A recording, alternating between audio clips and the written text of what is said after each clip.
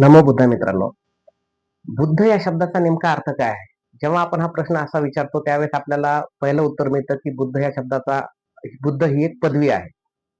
मग पुन्हा प्रश्न पडतो की नेमकी ही पदवी कशाची आहे? तर मग उत्तर मिळतं की ही एक ज्ञान प्राप्ती आहे.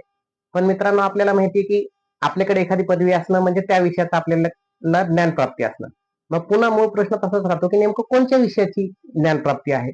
आणि मग आपल्याला उत्तर मिळतं की आध्यात्मिक ज्ञान प्राप्ती आहे. मित्रांनो, आध्यात्मिक ह्या शब्दाचा नेमका अर्थ काय आहे? तर अध्ययन करून आत्मसात करणे म्हणजे आध्यात्मिक ज्ञान. म्हणजे जगात दोन प्रकारचे ज्ञान असतात. एक असतं सहज ज्ञान, ज्याला आपण विवेक म्हणतो, आणि जे की प्राण्यांमध्ये सुद्धा असतं की झाडाजवळ जाऊ नये, हे खावं ते खाऊ नये.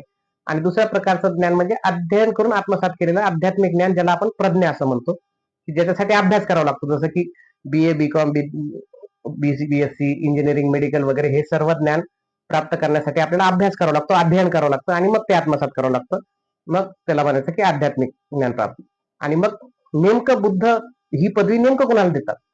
तर आध्यात्मिक ज्ञान म्हणजे नेमकं कोणतं ज्ञान आणि नेमकी कशाची पदवी? तर मित्रांनो आपल्याला माहिती आहे, आपण सगळ्या पुस्तकात वाचलं आहे की जोपर्यंत गौतम बुद्धांना सजा म्हणून गृहत्याग त्यांनी केलेला नव्हता, तोपर्यंत शुद्धोधनांनी त्यांच्या राज्यातलं सर्वच्या सर्व शिक्षण त्यांच्या पूर्ण गुरूंना बोलून त्यांना दिलं होतं. जसं की अर्थशास्त्र, कृषी, युद्धशास्त्र, सिव्हिल इंजिनिअरिंग, म्हणजे किल्ले कसे बांधावे, नगररचना कशी करावी, म्हणजे या बाबतीत जेवढं त्यांच्या राज्यात जेवढं अस्तित्वात होतं तेवढं पूर्ण शिक्षण तर दिलंच दिलं.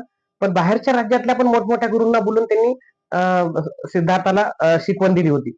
आणि ज्यावेळेस त्यांना सजा म्हणून गृहत्याग करावी लागली, त्यावेळेस ते प्रत्येक गुरुकडे गेले राहिलेल्या. आणि जोपर्यंत ते गुरु म्हणत नाहीत की आता माझ्याकडे शिकवण्यासाठी दुसरं काही शिल्लक नाही, माझ्याकडे जेवढं होतं तेवढं सगळं सगळं मी तुम्हाला शिकवलेलं आहे, तोपर्यंत ते त्या ठिकाणाहून गेले नाहीत. आणि मग दुसऱ्या गुरुकडे, मग तिसऱ्या गुरुकडे, असं करता करता जेव्हा जगातले सर्व गुरु संपले आणि त्यांच्या लक्षात आलं की आता आपल्याकडे जगातलं सर्वच्या सर्व शिक्षण आहे. कोणचं? BA, BCom, BSc, engineering, medical असं शिक्षण, अध्ययन करून अभ्यास करून प्राप्त केलेलं शिक्षण. तर ते जेव्हा जगातलं सर्वच्या सर्व शिक्षण ज्या माणसाकडे येतं त्याला ही बुद्ध ही पदवी देण्यात येते. आणि जसं की आपल्याला माहिती की ती पदवी म्हणजे त्याने जेव्हा सगळ्यात शेवटचं सांख्य तत्वज्ञानाचा त्याने अभ्यास केला आणि जेव्हा तिथला संपूर्ण अभ्यास झाल्यावर ते बाहेर आले आणि त्यांनी ध्यान लावलं आणि विचार केला की बाबा अजून आपल्याकडे कुठलं शिक्षण बाकी आहे का?